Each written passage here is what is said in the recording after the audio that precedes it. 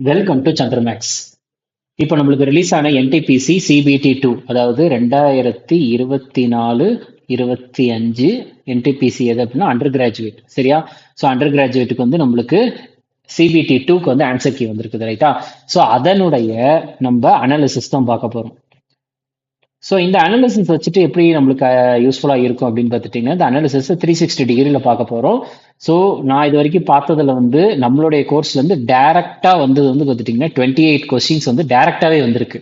Okay, நம்ம இப்போ இது வரைக்கும் கோர்ஸ் நடத்திருக்கோம் தெரியுமா, அந்த கோர்ஸ்லேருந்து இப்போ நடந்து முடிஞ்ச எக்ஸாமில் டேரெக்டாக கேட்டிருக்கிற கொஸ்டின் 28 கொஸ்டின் ப்ளஸ் இன்டேரக்டாக வந்து ஒரு 10 கொஸ்டின் கேட்டிருக்காங்க. ப்ளஸ் இதை நம்ம எப்படி பார்க்க போறோம்னா, ஃபர்ஸ்ட் அந்த கொஸ்டின் ரைட்டா இதில் வந்து பார்த்தாலே உங்களுக்கு தெரியும், சந்திரமேக்ஸ் என்டிபிசி சிபிடி டூ 2024-2025. ஓகே, இப்போ கொஞ்ச நேரத்துக்கு முன்னாடி ரிலீஸ் ஆன கீ தான். ஓகே, ஸோ இது எங்க கேட்டிருக்கிறாங்க, அதை நம்ம எங்க நடத்தி இருக்கிறோம் அப்படின்றத கொண்டு நான் இங்க வந்து மென்ஷன் பண்ணியிருக்கேன். பிளஸ் அதை பத்தின ஃபுல் டீடைல்ஸையும் நம்ம பார்க்க போறோம் இந்த ஒரு வீடியோல. ஓகே, அதுல முதல் கேள்வி பாருங்க. ஃபர்ஸ்ட் இது வந்து இப்ப ரீசெண்டா நடந்து முடிஞ்ச எக்ஸாம்ல கேட்டதுதான். இது இப்ப வரக்கூடிய SSC NTP SSC MTS exam plus SSC GD exam, அதுக்கு அடுத்து வரப்போற என்டிபிசி எக்ஸாம், இது எல்லாத்துக்குமே யூஸ்ஃபுல்லா இருக்கும். ஓகே, சரி. இதுல முதல்ல என்ன கேள்வி கேட்டிருக்காங்கன்னா, மார்ச் 1930 டண்டி மார்ச் நடந்துச்சு. சரியா? தண்டி யாத்திரை நடந்துச்சு. அதை வந்து வழி நடத்தியவர் யார் அப்படின்றதுதான் வந்து கேள்வி, ரைட்டா? இதற்கான ஆன்சர் வந்து பார்த்துட்டீங்கன்னா மகாத்மா காந்தி.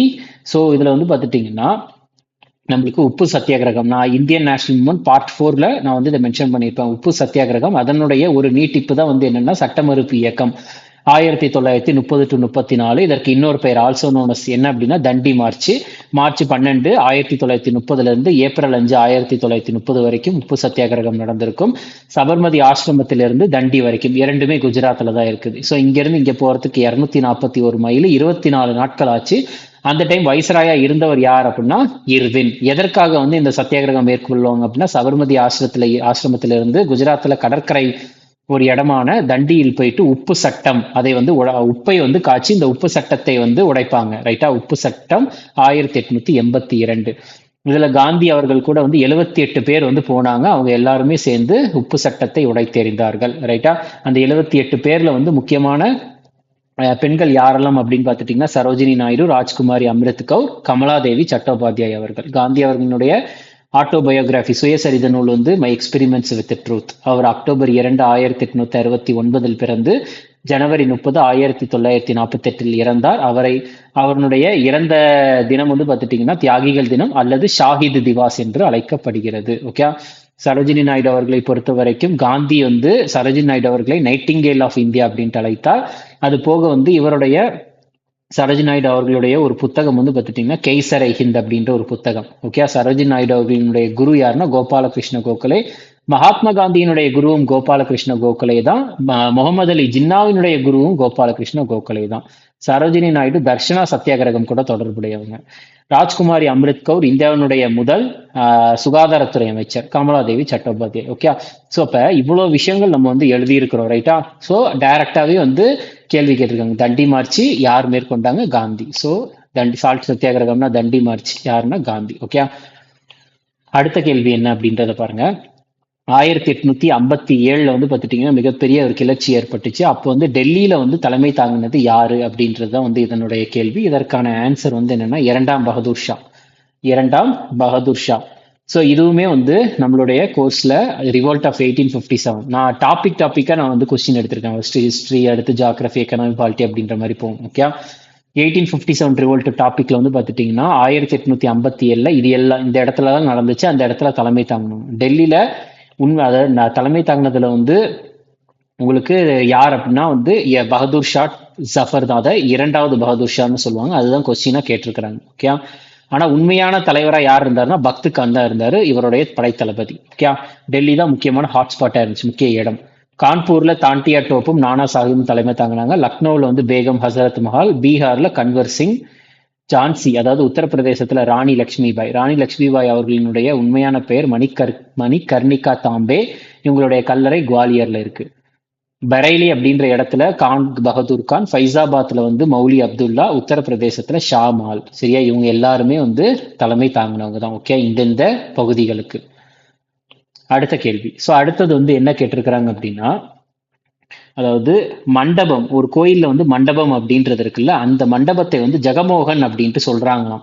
ஸோ அந்த ஜெகமோகன் அப்படின்ட்டு எந்த கட்டிடக்கலையினுடைய, அதாவது நிறைய கட்டிடக்கலை பள்ளிகள் இருக்கு, அதுல வந்து எந்த கட்டிடக்கலை பள்ளியினுடைய கோயில்கள்ல வந்து பார்த்துட்டீங்கன்னா மண்டபத்தை ஜெகமோகன் என்று அழைக்கிறார்கள். ஸோ கோவிலின் மண்டபம் ஜெகமோகன் என்று எந்த கோயில் கட்டிடக்கலை பள்ளியில் குறிப்பிடுகிறது அப்படின்னா இதற்கான ஆன்சர் ஒடிஷா பள்ளி.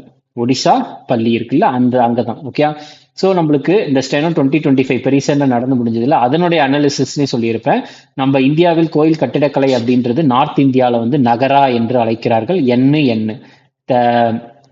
சவுத் இந்தியாவில் வந்து பார்த்துட்டிங்கன்னா தென்னிந்தியாவில் திராவிடா அப்படின்னு அழைக்கிறாங்க. இந்த north India plus south India இந்த ரெண்டுத்தையும் சேர்த்து கட்டுறது வெசரா அப்படின்னு அழைக்கிறாங்க. ஓகே. இதுல உங்களுக்கு நார்த் இந்தியாவில் வந்து பார்த்துட்டிங்கன்னா நகரா ஸ்டைலில் வந்து இதை வந்து ஷிக்கரா அப்படின்ட்டு சொல்றாங்க. இதை ஷிக்கரா அப்படின்ட்டு சொல்றாங்க. இதை வந்து மண்டபம் அப்படின்ட்டு சொல்றாங்க. மேல இருக்கிறது அமலக்கா அப்படின்றாங்க. மேல இருக்கிறது அமலக்கா. இதுவே திராவிடா ஸ்டைல்ல இங்க பாருங்க, நகரா ஸ்டைல்ல ஒரு செகண்ட். ஓகே. நகரா ஸ்டைல்ல கீழே இருக்கிறது ஷிக்கரா. இதுவே திராவிடா ஸ்டைல்ல மேல இருக்கிறது சிக்கரா, கீழே இருக்கிறது வந்து பார்த்துட்டீங்கன்னா விமானம் அப்படின்ட்டு அழைக்கிறாங்க. கடவுள் இருக்கிறத கர்ப்ப கிரகம் அப்படின்ட்டு அழைக்கிறாங்க. அதுக்கப்புறம் இந்த படிக்கட்டு மாதிரி மேலே ஏறுதுல அதை வந்து பிளிந்த் அப்படின்ட்டு அழைக்கிறாங்க. ஓகே.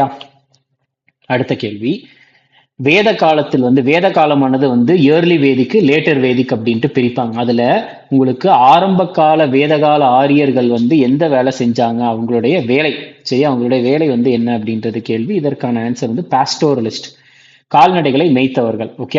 இதுவுமே நம்மளுடைய கோர்ஸ்ல ப்ரீவியஸ் இயர் கொஸ்டின்ல வந்து நான் சொல்லியிருப்பேன். வேத காலம் அப்படின்றது 1500 இருந்து 500 பிசி வரைக்கும். அதுல இயர்லி வேதிக் லேட்டர் வேதிக். இயர்லி வேதிக்னா 1500 இருந்து 1000, ஏன்னா பிசினா குறைய தான் செய்யும். லேட்டர்னா 1000 இருந்து 600. இதுல இயர்லி வேதிக்ல வெறுமனையா ரிக்வேதம் மட்டும்தான் எழுதப்பட்டது, அதனாலதான் இயர்லி வேதிக்க ரிக்வேதிக் ஏஜ் அப்படின்னு சொல்லுவாங்க. லேட்டர் வேதிக்ல வந்து மீதி இருக்கிற 3 வேதங்கள் யஜுர்வேதம், சாமவேதம், அதர்வ வேதம் எழுதப்பட்டது. இயர்லி வேதிக்ல என்ன ஆக்குபேஷன் அப்படின்னா பாஸ்டோரல், அதாவது மெய்த்தார்கள், விலங்குகளை மெய்த்தார்கள். ஆனா லேட்டர் வேதிக்ல விவசாயம். அதுக்கடுத்து இயர்லி வேதிக்ல வந்து பார்த்துட்டீங்கன்னா பெண்களுக்கு வந்து பார்த்துட்டீங்கன்னா பெண்கள் நல்ல கண்டிஷன்ல இருந்தாங்க. பட் ஆனா லேட்டர் வேதிக்ல அவங்களுடைய நிலைகள் வந்து கொஞ்சம் கொஞ்சமா குறைய ஆரம்பிச்சது. ரைட்டா? ஸோ அதில் வந்து அது போக வந்து பார்த்துட்டிங்கன்னா இங்கே பெண்கள் அப்படின்றது வந்து அதாவது இதில் அசோசியேஷன்லாம் விட ஆரம்பிச்சாங்க. எங்கன்னா இயர்லி வேதிக்கில், சரியா, அவங்கெல்லாம் சங்கங்கள்லாம் அலோவ் பண்ணாங்க, சபா சமிதி அப்படின்ட்டு. சபா அப்படின்றது பிராமணர்களுக்கான சங்கம், சமிதி அப்படின்றது காமன் பீப்புளுக்கான சங்கம். இந்த இரண்டுலையுமே வந்து பெண்கள் வந்து இயர்லி வேதிக்கில் அலோவ் பண்ணாங்க, ஆனால் லேட்டர் வேதிக்கில் அலோவ் பண்ணலை அப்படின்றாங்க. அடுத்து வந்து விடாதா அப்படின்ற ஒரு ரிலீஜியஸ் அசம்பிளி இருக்கு, மத கூட்டம், அங்க வந்து அது நடந்துச்சு. பட் ஆனால் லேட்டர் வேதிக்ல அது நடக்கல.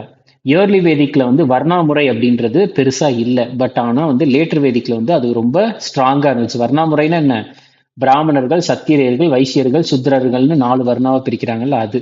இயர்லி வேதிக்ல வந்து இரும்பு அப்படின்றது அந்த அளவுக்கு யூஸ் பண்ணல, ஆனா லேட்டர் வேதிக்ல அதிகமா யூஸ் பண்ண ஆரம்பிச்சாங்க. ஓகே. ஸோ அப்ப டைரக்டாவே இந்த கொஸ்டின் ஆனது இருக்கு, பாஸ்டோரல். ஓகே. அடுத்தது என்ன கேட்டிருக்காங்கன்னா, தண்டி துர்கா வந்து கொடுக்கப்பட்டிருக்கிற ஆப்ஷன்ல வந்து எந்த வம்சங்களை வந்து தண்டி துர்கா வந்து நிறுவினார் அப்படின்றது தான் வந்து இதனுடைய கேள்வி. இதற்கான ஆன்சர் ராஷ்டிரகூடா வம்சம். ராஷ்டிரகூடா வம்சம். ஓகே. இதுவுமே வந்து நம்ம டைரக்டா போஸ்ட் குப்தா டாபிக்ல இருக்கும். ஓகே. இதுல ராஷ்டிரகூட வம்சத்தினுடைய ஃபவுண்டர் யாரு, தண்டி துர்கா. அவருடைய கேபிட்டல் இது மால்கேடு, எங்க இருக்கு, கர்நாடகால இருக்குது. ஓகே.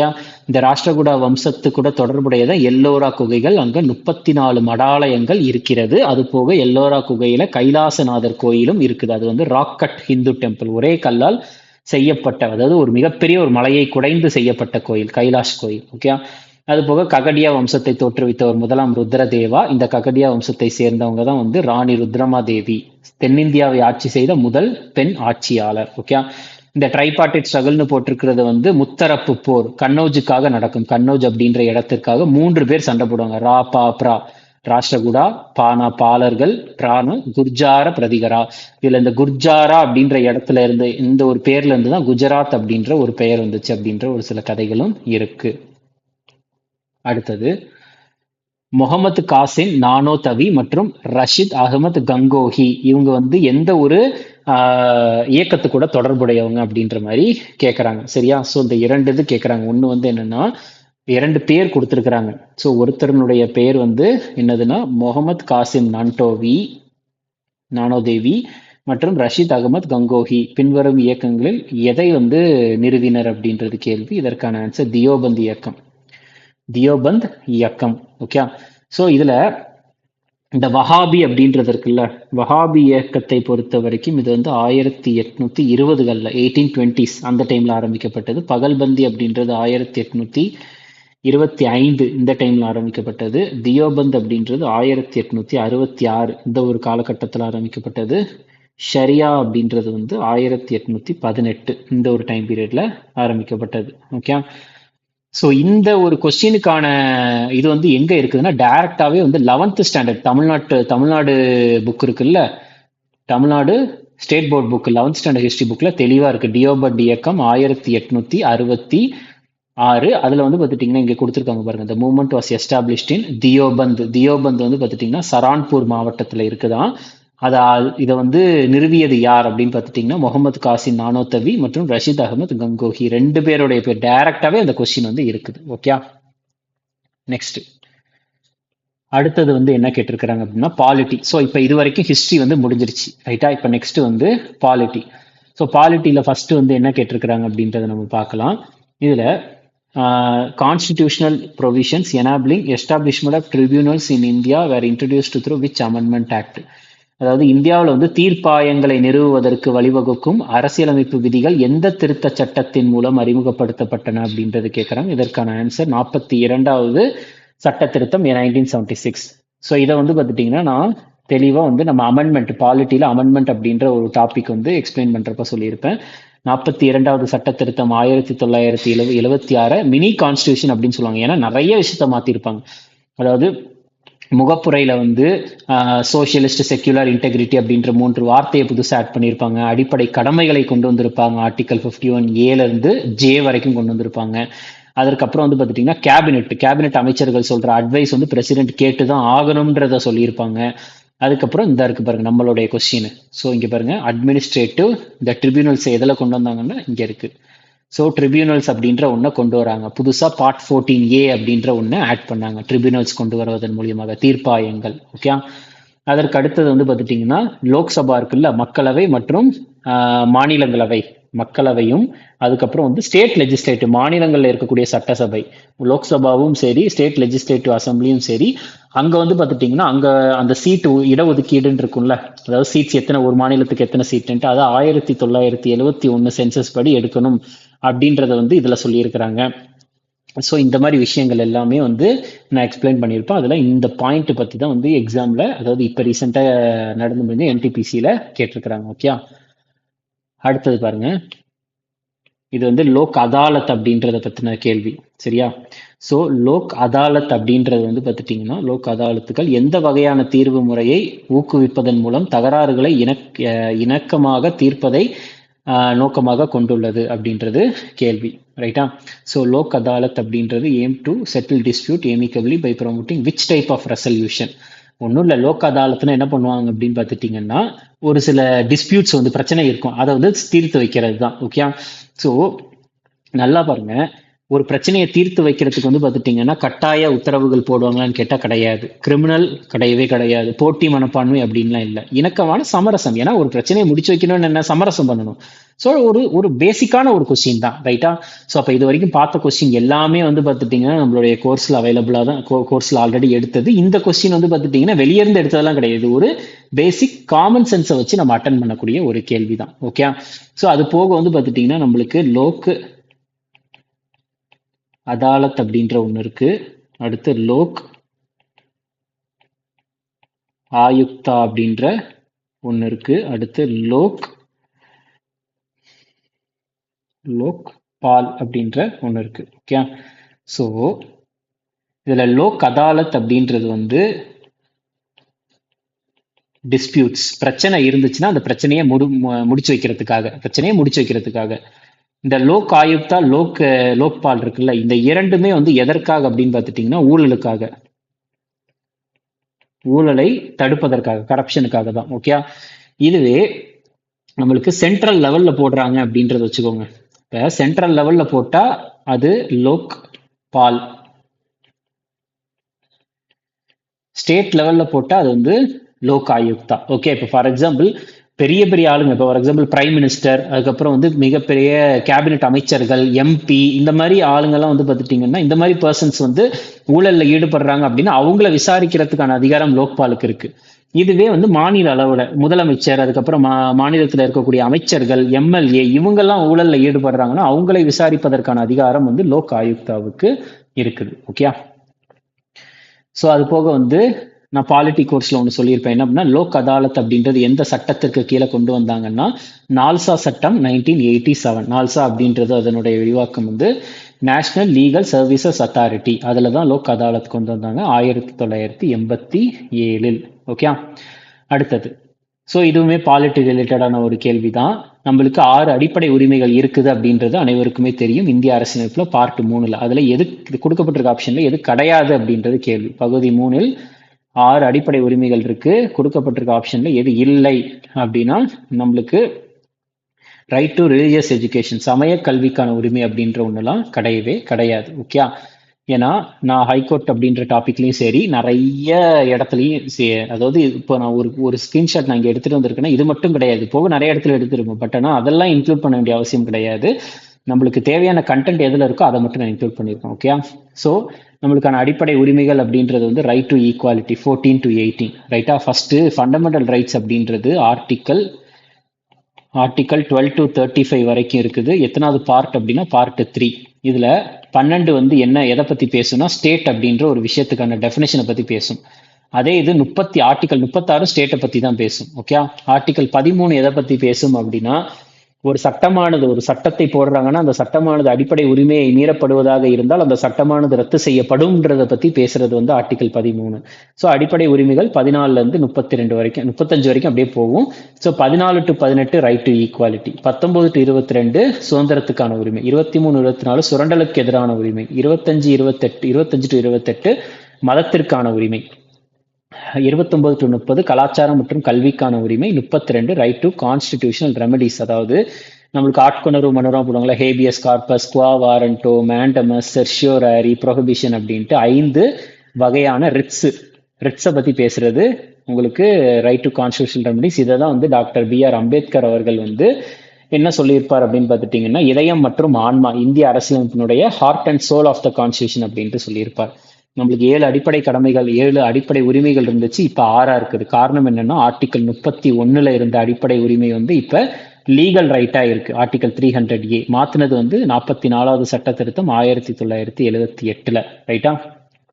அடுத்தது, இந்த அடிப்படை உரிமைகள் அப்படின்றது எல்லா இந்தியர்களுக்கும் செல்லும் தான். ஆனால் இதே அடிப்படை உரிமைகள் வந்து நிறைய ஃபாரினர்ஸ்க்கும் செல்லும். பட் ஆனால் முழுக்க இந்திய குடிமக்களுக்கு மட்டுமே செல்லும் எக்ஸ்க்ளூசிவா அவைலபிளா இருக்கிற ஃபண்டமெண்டல் ரைட்ஸ் எதெல்லாம் அப்படின்ட்டு பாக்குறப்ப 15, 16, 19, 29, 30 இந்த 5மே வந்து முழுக்க இந்திய குடிமக்களுக்கு மட்டுமே செல்லும். ரைட்டா. இதெல்லாம் வந்து ஃபாரினர்ஸ்க்கு செல்லாது. ஓகே. அடுத்தது,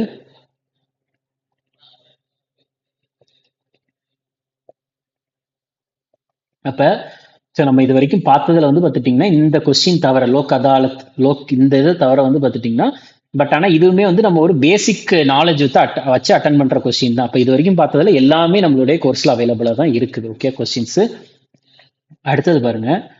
கொடுக்கப்பட்டிருக்கிற ஆப்ஷன்ல வந்து directive principles of state policy எந்த ஆர்டிக்கல்ல சொல்லி இருக்கிறாங்க. ரைட்டா. அதாவது அரசு வழிகாட்டு நெறிமுறை கொள்கைகள் வந்து எந்த பிரிவுகளில் இருக்கிறது அப்படின்னா ஆர்டிக்கல் 36லிருந்து 51 வரைக்கும் இருக்கு.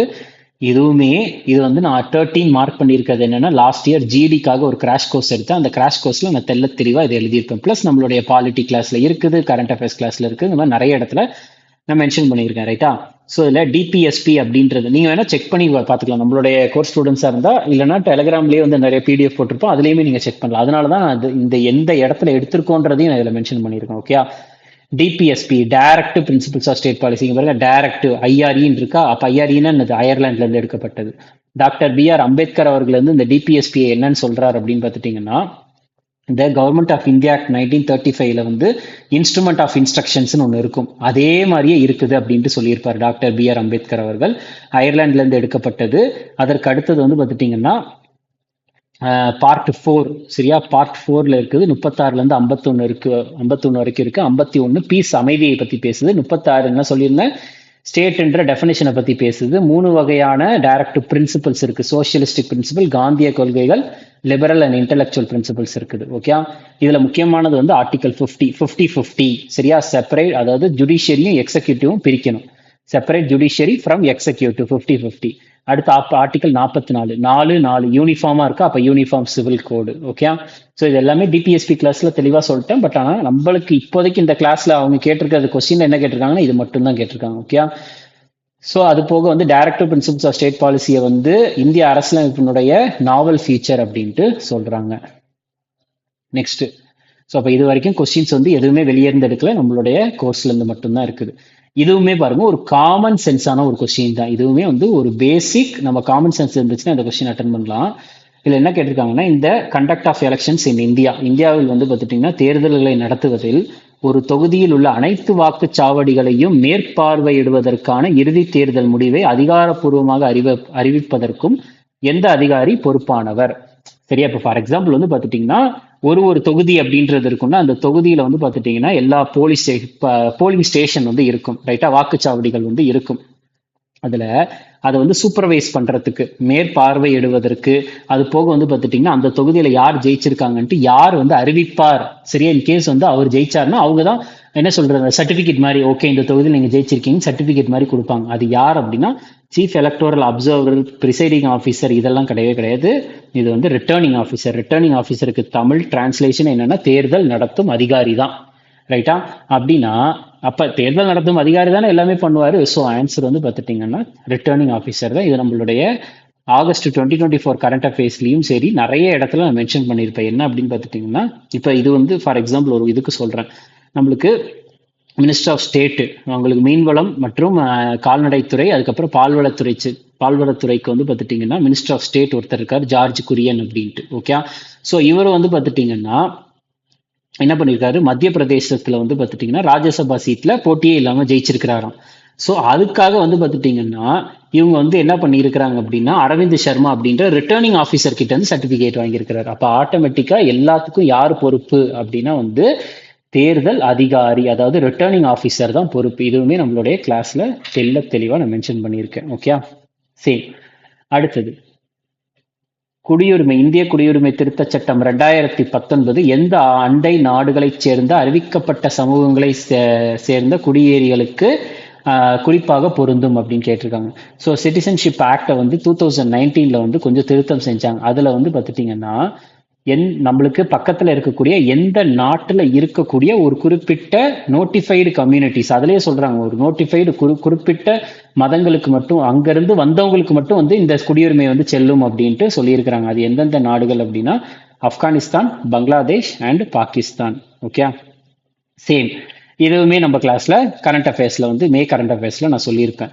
உங்களுக்கு உள்துறை அமைச்சகம் வந்து பார்த்துட்டீங்கன்னா ஃபர்ஸ்ட் டைம் வந்து சிட்டிசன்ஷிப் அமெண்ட்மெண்ட் ஆக்ட், இதுக்கு கீழே வந்து 14 பேருக்கு குடியுரிமை கொடுத்துருக்காங்க அப்படின்ட்டு பாக்குறப்ப நான் இதில் மென்ஷன் பண்ணியிருப்பேன். என்ன அப்படின்னா பாகிஸ்தான், ஆப்கானிஸ்தான், பங்களாதேஷ் இருக்குல்ல, இந்த 3 இடத்துல இருந்து, பாகிஸ்தான், ஆப்கானிஸ்தான், பங்களாதேஷ்ல இருந்து ஹிந்து மதம், சீக்கிய மதம், பௌத்த மதம், சமண மதம், பார்சி மதம், கிறிஸ்டியன், இந்த ஒரு 6 ரிலிஜன்ல இருந்து வந்தவங்களுக்கு வந்து பார்த்துட்டீங்கன்னா குடியுரிமை வழங்கப்படும். இல்லீகலா இதா இருந்தாலும் சரி அவங்களுக்கு குடியுரிமை வழங்கப்படும். அதான், ஆனா வந்து அவங்க ஒரு டேட் சொல்லியிருக்கிறாங்க. எந்த டேட் அப்படின்னு பார்த்துட்டீங்கன்னா இந்த டிசம்பர் 31, 2014 அப்படின்ற ஒரு டேட்டை சொல்லி அதுக்கு வந்து சொல்லியிருக்கிறாங்க. ஸோ கொஸ்டின்ல என்ன கேட்டிருக்காங்கன்னா எந்த ஏரியா அப்படின்றதான் கேட்டிருக்காங்க.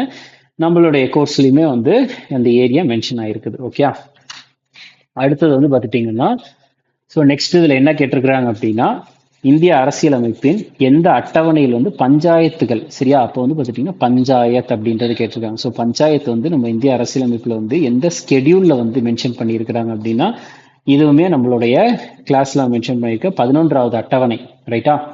ஸோ அதை பார்த்தீங்கன்னாலே உங்களுக்கு தெரியும். நம்மளுடைய இது வந்து செட் 3 அப்படின்றது ஸ்டெனோக்காக வந்து நான் அனலைஸ் பண்ணியிருப்பேன். பிளஸ் நான் அது நிறைய கிட்டத்தட்ட ஒரு 15-20 இடத்துல நான் மென்ஷன் பண்ணியிருப்பேன். பஞ்சாயத்து ராஜ் சிஸ்டம் அப்படின்னாலே வந்து பஞ்சாயத்து ராஜ் 73வது சட்ட திருத்தம் 1992, 11வது அட்டவணை, அடுத்து பார்ட் 9 அப்படின்ற ஒன்றை கொண்டு வந்தாங்க. அதுல வந்து ஆர்டிகல் 243 டு 243 அதுல 243 வந்து பஞ்சாயத்து எலெக்ஷனை பத்தி பேசுது. ரைட்டா? பஞ்சாயத்து அப்படின்றது கிராம அளவுல இருந்தா கிராம பஞ்சாயத்து, பிளாக் லெவல்ல இருந்தா பஞ்சாயத்து சமிதி, மாவட்ட அளவில் இருந்தா ஜிலா பரிஷத். இந்த பஞ்சாயத்து தொடர்பா போடப்பட்ட கமிட்டிகள் வந்து 1957 பல்வந்த் ராய் மெஹ்தா கமிட்டி. இது வந்து 3 tier system, panchayat Raj system இருக்குன்னு சொன்னது. இதுதான் அந்த 3 tier system. 1977 Ashok Mehta committee 2 tier panchayat Raj system வேணும்னு சொன்னார். 1986 LM சிங்வி கமிட்டி வந்து அந்த ரிப்போர்ட், ஆர்னர் ரிப்போர்ட், அந்த ரிப்போர்ட் என்ன சொன்னா, பஞ்சாயத்து ராஜுக்கு வந்து நம்ம அரசியலமைப்பு அதிகாரம் கொடுக்கணும் அப்படின்ட்டு. சரியா? அதனாலதான் இப்ப அரசியலமைப்பு அதிகாரம் உங்களுக்கு 11வது அட்டவணையில் இருக்குது. ஓகே, பஞ்சாயத்து சமிட்டியை பஞ்சாயத் ஆஃப் பஞ்சாயத் அப்படின்ட்டு அழைப்பாங்க. கிராம சபா வந்து 243 ஆர்டிக்கலுக்கு கீழே போடப்படுறது. ஓகே, ஸோ அப்போ தெளிவாகவே இருக்கு 11வது அட்டவணை அப்படின்ட்டு. ஓகே, இதுல எக்ஸாம்ல கேட்டிருக்கிறதும் என்ன அப்படின்னா, என்டிபிசியில கேட்டிருக்கிறதும் 11வது அட்டவணை அப்படின்ற மாதிரி தான் கேட்டிருக்காங்க. ஓகே, சரி, நெக்ஸ்ட். ஸோ அப்போ இது வரைக்கும் கொஸ்டின் வந்து வேற எங்கேயும் இல்லை, சேம் இதே மாதிரியே தான் வந்துகிட்டு இருக்கு. நம்மளுடைய கோர்ஸ்ல இருந்தே தான் பார்த்துக்கிட்டு இருக்கோம். அடுத்து அதே குடியுரிமை சட்டம் 2019 வந்து குடியுரிமை சட்டத்தை வந்து பார்த்துட்டீங்கன்னா திருத்தம் செஞ்சாங்க. அதுல OCI, அதாவது ஓவர்சீஸ் சிட்டிசன் ஆஃப் இந்தியா வந்து இன்கேஸ் வந்து அதுல யாராச்சும் ரிஜிஸ்ட்ரேஷன் பண்ணியிருந்தாங்கன்னா மேபி கேன்சல்ட் இஃப் குடியுரிமை திருத்த சட்டம் 2019 கீழ் பின்வரும் சூழ்நிலைகளில் எந்த சூழ்நிலை வந்து வெளிநாட்டு இந்திய குடிமகனின் பதிவு ரத்து செய்யப்படலாம், என்ன ஆனால். சரியா? ஃபர்ஸ்ட் பாருங்க, overseas citizen of India formally six dual citizenship status. அதாவது டியூவல் சிட்டிசன்ஷிப் ஸ்டேட்டஸ் வாங்குறதுனால வந்து OCI வந்து கேன்சல் ஆகும் அப்படின்றதுலாம் கிடையவே கிடையாது. ரைட்டா? அடுத்து பெர்மனன்ட்லி ரீலொகேட்ஸ் டு அனதர் கண்ட்ரி, வேற நாட்டுக்கு வந்து கம்ப்ளீட்டா வந்து ரீலோட். ஆக்சுவலா ஓவர்சீஸ் சிட்டிசன் ஆஃப் இந்தியானால என்னது, வேற நாட்டுல இருக்கிறவங்க தான். ரைட்டா? அப்ப இதுவும் வராது. அடுத்தது டாக்ஸ் ஆப்ளிகேஷன். இதுல வந்து overseas citizen of India refuses to comply with tax application. அவருக்கும் இந்தியாவில் இருக்க டாக்ஸுக்கும் சம்பந்தம் கிடையாது. ஓவர்சீஸ் சிட்டிசன் ஆஃப் இந்தியா அப்படின்றது என்னது, இந்திய வம்சாவளியை சேர்ந்தவர். அவர் வந்து வேற ஒரு நாட்டில் இருக்கிறார், கம்ப்ளீட்டா அங்கதான் ஸ்டே பண்ணியிருக்கிறார். ஆனால் வந்து இந்த ஓவர்சீஸ் சிட்டிசன் ஆஃப் இந்தியா அப்படின்ற ஒரு ரெஜிஸ்ட்ரேஷன் வாங்கிட்டாரு. அப்ப இது சிம்பிளா வந்து இதனுடைய ஆன்சரே என்ன அப்படின்னு பார்த்துட்டீங்கன்னா, violates citizenship act or any notified law. இங்க பாருங்க, அந்த வெளிநாட்டு இந்திய குடிமகன் வந்து குடியுரிமை சட்டத்தையோ அல்லது அறிவிக்கப்பட்ட வேறு ஏதேனும் சட்டத்தையோ மீறினால், கரெக்ட் தானே? இது ஒரு காமனான ஒரு ஸ்டேட்மெண்ட் தானே. ஒரு இங்க பாருங்க, ஒரு சட்டத்துக்கு கீழே அவர் ஒரு குடியுரிமையை வாங்குறாரு, அதாவது ஓவர்சீஸ் சிட்டிசன் ஆஃப் இந்தியா அப்படின்ற ஒரு உரிமையை வாங்குறாரு. அந்த சட்டத்தையே மீறினால் ஆட்டோமேட்டிக்கா அது ரத்து தானே செய்யப்படும். ஸோ அதே தான் அது கேள்வியா கேட்டிருக்காங்க. அப்ப இதுவுமே வந்து பார்த்துட்டீங்கன்னா பெரிய ஒரு காம்ப்ளிகேட்டட் கொஸ்டின்லாம் கிடையாது, ஒரு basic common sense question. Okay, so இப்போ சேம் இதுவுமே வந்து பார்த்துட்டீங்கன்னா நம்மளுக்கு வெளியிருந்து எடுக்கப்பட்டதாக கருதப்பட வேண்டாம். இது வந்து பார்த்துட்டீங்கன்னா சேம் நம்மளுடைய கோர்ஸை நீங்க படிச்சுக்கிட்டே இருந்தீங்கன்னா இது ஆட்டோமேட்டிக்கா சிம்பிளா. ஏன்னா நான் இந்த மாதிரி அட்டன் பண்றதுக்கு வந்து நான் நிறைய ட்ரிக்கை வந்து நம்மளுடைய கிளாஸஸ்ல நான் சொல்லி கொடுத்துருக்கிறேன். ஓகே, ஸோ இங்கே பாருங்க, சிட்டிசன்ஷிப்பை பொறுத்த வரைக்கும் ஒரு குடியுரிமை வந்து வாங்கணும்னா 2 கோட்பாடுகள் இருக்கு. சிட்டிசன் CEZ அப்படின்றது சிட்டிசன்ஷிப். ரைட்டா? 2 கோட்பாடுகள் இருக்கு, 2 பிரின்சிபிள்ஸ் இருக்கு.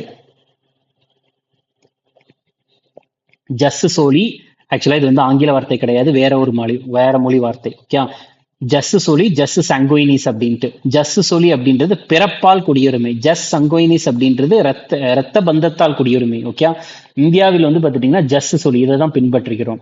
ஸோ சிட்டிசன்ஷிப் வந்து 2 பிரின்சிபல், ஜஸ் சோலி பிறப்பால் குடியுரிமை, ஜஸ் சங்கோயினிஸ் ரத்த பந்தத்தால் குடியுரிமை. ஓகே, ஸோ சிட்டிசன்ஸ்க்கு எக்ஸ்க்ளூசிவா அவைலபிளா இருக்கக்கூடிய அடிப்படை உரிமைகள் எதெல்லாம்?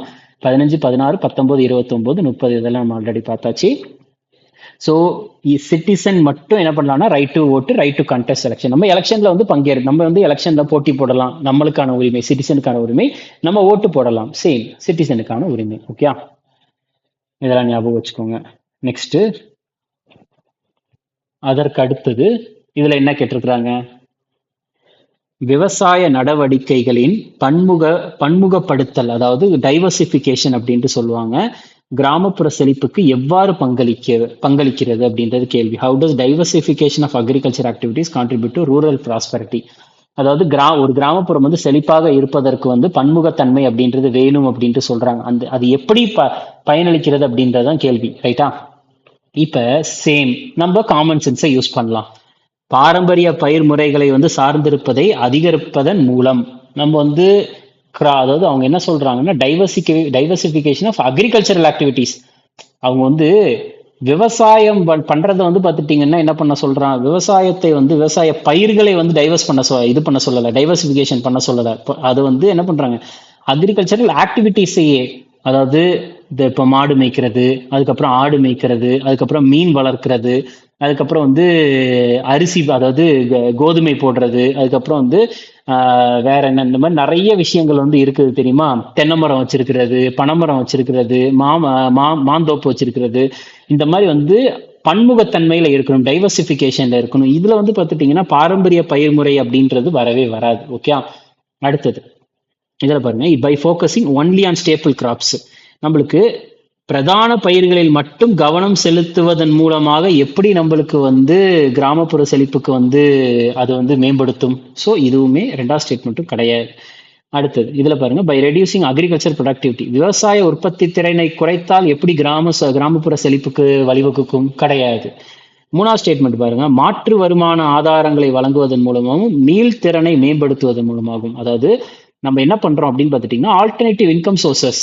இப்போ நான் வந்து ஒரு முந்திரி தோப்பு வச்சிருக்கிறேன், ஒரு தென்னந்தோப்பு வச்சிருக்கிறேன், ஒரு மாந்தோப்பு வச்சிருக்கிறேன் அப்படின்னா எனக்கு முந்திரி சீசன் தனியா வரும், அதுக்கப்புறம் நான் என்ன பண்ணுவேன், அதுக்கப்புறம் வந்து இளநீ சீசன் தனியா வரும், அதுக்கப்புறம் வந்து பார்த்துட்டீங்கன்னா மாம்பழ சீசன் தனியா வரும். ஸோ அப்ப எனக்கு இதுல இருந்து வருமானம் கிடைக்கும், திருப்பி அடுத்த வருமானம் எனக்கு இங்க இருந்து கிடைக்கும், அதுக்கு அடுத்த வருமானம் இங்க இருந்து கிடைக்கும், திருப்பி எனக்கு இங்க போவேன். ஸோ அந்த ரொட்டேட் ஆகிக்கிட்டே இருக்கும்.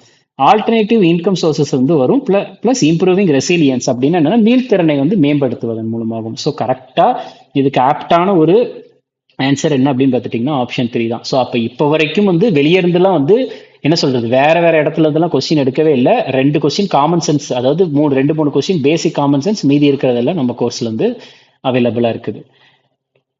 ஓகே, அடுத்தது பாருங்க, சேம் இதுல வந்து என்ன கேட்டிருக்கிறாங்க, அதே காமன் சென்ஸ் கொஸ்டின் தான். நாட், நல்லா புரிஞ்சு, இந்த வார்த்தை தான் ரொம்ப ரொம்ப key வேர்டே.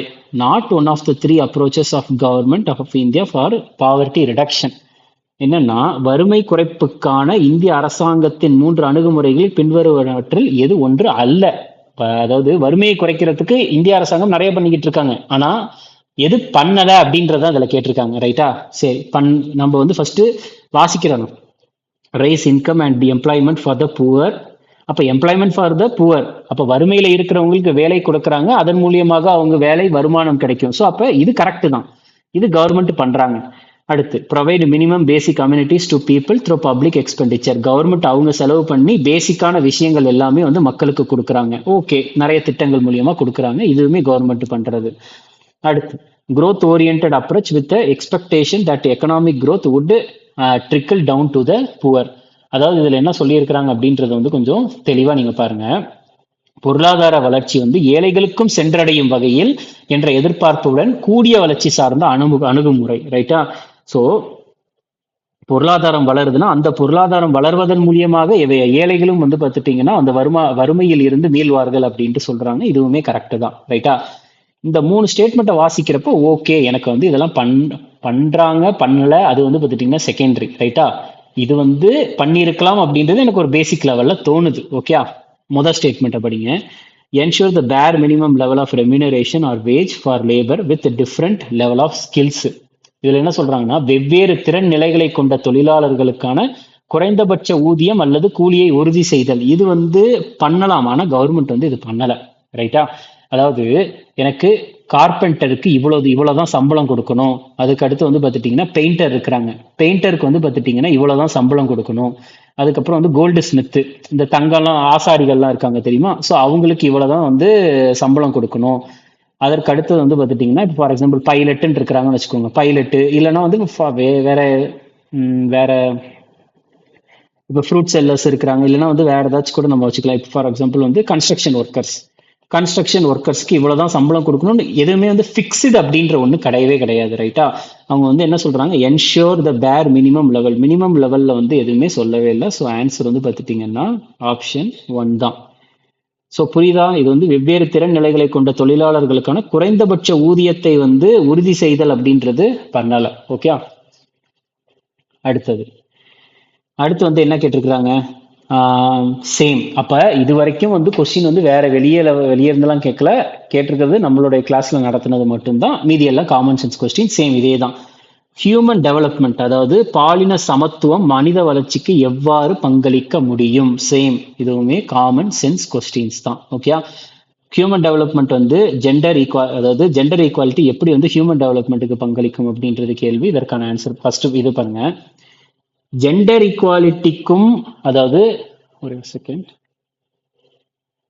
Okay sorry, so gender equality இருக்குன்னு வச்சுக்கோங்களேன். பாலின சமத்துவம் இருந்தால் by limiting opportunities for women, பெண்களுக்கு கிடைக்கும் வாய்ப்புகள் கட்டுப்படுத்துவதன் மூலம் அப்படின்றத கேட்டிருக்காங்க. இதெல்லாம் கிடையவே கிடையாது. ஸோ அதாவது பெண்களுக்கு கிடைக்கும் வாய்ப்புகளை கட்டுப்படுத்துவதன் மூலம் வந்து ஜெண்டர் ஈக்குவாலிட்டி வந்து கான்ட்ரிபியூட் பண்ணுமா, கிடையவே கிடையாது. பாலின சமத்துவம் வந்து மனித வளர்ச்சிக்கு கிடையாது, ரைட்டா. அதை வந்து லிமிட்டிங் பண்ணக்கூடாது. அது வந்து ஆண்களுக்கு எந்த அளவுக்கு கிடைக்குதோ அதே மாதிரி தான் வந்து பெண்களுக்குமே வந்து பார்த்துட்டிங்கன்னா வாய்ப்புகள் அப்படின்றது கிடைக்கணும். ஸோ ஃபர்ஸ்ட் ஸ்டேட்மெண்ட்டை எலிமினேட் பண்ணிடலாம். அடுத்தது, பணியிட பன்முகத்தன்மையை குறைப்பதன் மூலம், reducing work force diversity. So இது வந்து பார்த்துட்டிங்கன்னா இதுவுமே வந்து கிடையாது. பணியிட பன்முகத்தன்மையை குறைப்பதன் மூலம் வந்து பாலின சமத்துவம் மனித வளர்ச்சிக்கு எவ்வாறு பங்களிக்க முடியும் அப்படின்னா கிடையவே கிடையாது. ஏன்னா ரெண்டுத்துக்கும் சம்பந்தமே கிடையாது. ஓகே, அடுத்தது, ஆண்கள் ஆதிக்கம் செலுத்தும் தொழில்களில் மட்டுமே கவனம் செலுத்துவதன் மூலம், ரைட்டா, மேல் டாமினேட்டட் இண்டஸ்ட்ரீஸ்ல மட்டும் வந்து நம்ம பெண்கள் வந்து பார்த்துட்டிங்கன்னா அவங்க ஃபோக்கஸ் பண்ணாங்கன்னா ஜெண்டர் ஈக்குவாலிட்டி வந்து கான்ட்ரிபியூட் பண்ணுமா? ஏன்னா இப்போ நம்ம வாசிச்ச 3 ஸ்டேட்மெண்ட்டுக்கும் கொஸ்டினுக்கும் சம்பந்தமே இல்லை. கொஸ்டின் என்ன கேட்டிருக்காங்க, மனித வளர்ச்சிக்கு பாலின சமத்துவம் எவ்வாறு பங்களிக்கும் அப்படின்றதான் கேள்வியே. 3வது ஸ்டேட்மெண்ட்டை பாருங்க. கல்வி மற்றும் பணியிடங்களில் பெண்கள் வந்து பங்கேற்பதற்கான தடைகளை நீக்குவதன் மூலம். கரெக்டு தான்.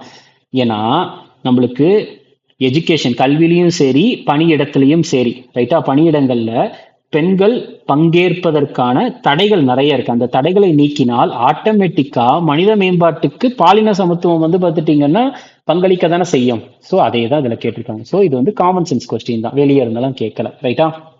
அடுத்த கேள்வி, ஹியூமன் டெவலப்மெண்ட் இண்டெக்ஸ் அப்படின்ற ஒன்று இருக்கு. அதுல நிறைய டைமென்ஷன் இருக்கு. அதுல எது இல்லைன்றதுதான் கேள்வி. ஓகே, மனித மேம்பாட்டு குறியீட்டின் பரிமாணம் அல்ல எது அப்படின்னா இதற்கான ஆன்சர் வந்து பார்த்துட்டீங்கன்னா military strength and defence expenditure.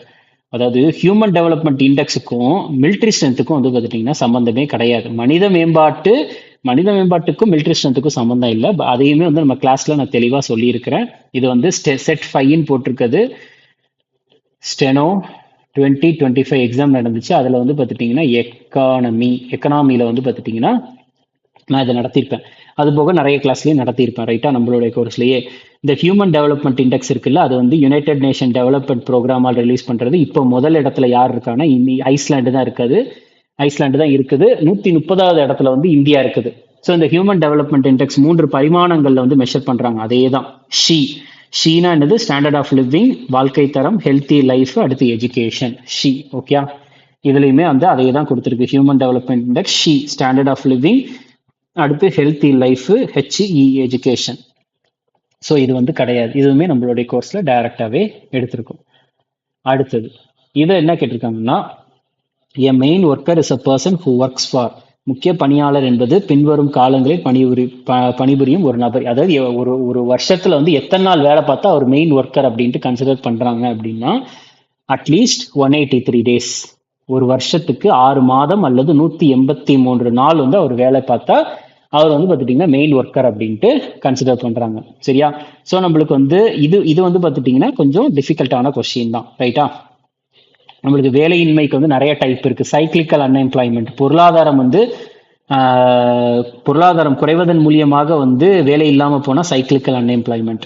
Structural அப்படின்றது படிச்ச படிப்பு வேற, ஆனா வந்து பாக்குற வேலை வேற அப்படின்றது ஸ்ட்ரக்சரல் அன்எம்ப்ளாய்மெண்ட். ஓகே, அதாவது ஸ்ட்ரக்சரல் அன்எம்ப்ளாய்மெண்ட் பாக்குற வேலைக்கும் அவங்க, அதாவது வேலை இருக்கும் ஆனா வந்து திறன் அப்படின்றது இருக்காது, அது ஸ்ட்ரக்சரல் அன்எம்ப்ளாய்மெண்ட். ஃப்ரிக்ஷனல் அப்படின்றது ஒரு வேலையில இருந்து இன்னொரு வேலையில இருந்து இன்னொரு வேலை அப்படின்ட்டு போய்கிட்டே இருக்கிறது. சீசனல் அன்எம்ப்ளாய்மெண்ட் அப்படின்னு சீசனுக்கு ஏற்ற மாதிரி வேலை, விவசாயம். டெக்னாலஜிக்கல் அன்எம்ப்ளாய்மெண்ட் அப்படின்றது டெக்னாலஜி வளர்வதன் மூலியமாக வந்து நம்ம அப்டேட்டே இல்லாம இருந்தால் அதன் மூலியமாக வேலை போகும், அது டெக்னாலஜிக்கல் அன்எம்ப்ளாய்மெண்ட். வாலண்டரி அன்எம்ப்ளாய்மெண்ட் அப்படின்றது வந்து வேணும்னே வேலை இல்லாம இருக்கிறது. அண்டர் அன்எம்ப்ளாய்மெண்ட் அப்படின்றது வந்து பார்த்துட்டீங்கன்னா அவங்களுக்கு வந்து வேலை பார்க்கணும்னு ஆசை, பட் அவங்களுக்கு ஸ்கில்லும் இருக்குது. அதில் வந்து பார்த்துட்டிங்கன்னா ஆனால் ஜாபு ஸ்கில் எல்லாமே இருக்குது. ஆனால் அவங்க பார்க்குற வேலைக்கு வந்து பார்த்துட்டிங்கன்னா ஸ்கில்லே தேவையில்லை அப்படின்ற மாதிரி, ரைட்டா? அவங்களால வேலை பார்க்க முடியும், அவங்களுக்கு ஸ்கில்லும் இருக்குது, ஆனால் அவங்க பார்க்குற வேலையில் ஸ்கில்லே இல்லாத மாதிரி இருக்கிறது வந்து அண்டர் அன்எம்ப்ளாய்மெண்ட் அப்படின்ட்டு. ஓகே, ஸோ இது இது ஜஸ்ட் வந்து நான் ஒரு பேசிக்கான இதுக்கு தான் நான் வந்து இதை எடுத்துகிட்டு வந்திருக்கேன், அன்எம்ப்ளாய்மெண்ட் டைப்ஸு. ஓகே, ஏன் அப்படின்னா இது வந்து எம்ப்ளாய்மெண்ட் ரிலேட்டடான அன்எம்ப்ளாய்மெண்ட் ரிலேட்டடான ஒரு டாப்பிக்கில் தான் இது வரும். ஓகே ஓகே, நெக்ஸ்ட் வந்து என்ன கேட்டிருக்காங்கன்றது பாருங்க. ஸோ இதோட வந்து ஓகே ஓகே நெக்ஸ்ட் கொஸ்டின் இதுவுமே எக்கனாமி ரிலேட்டடானது தான்.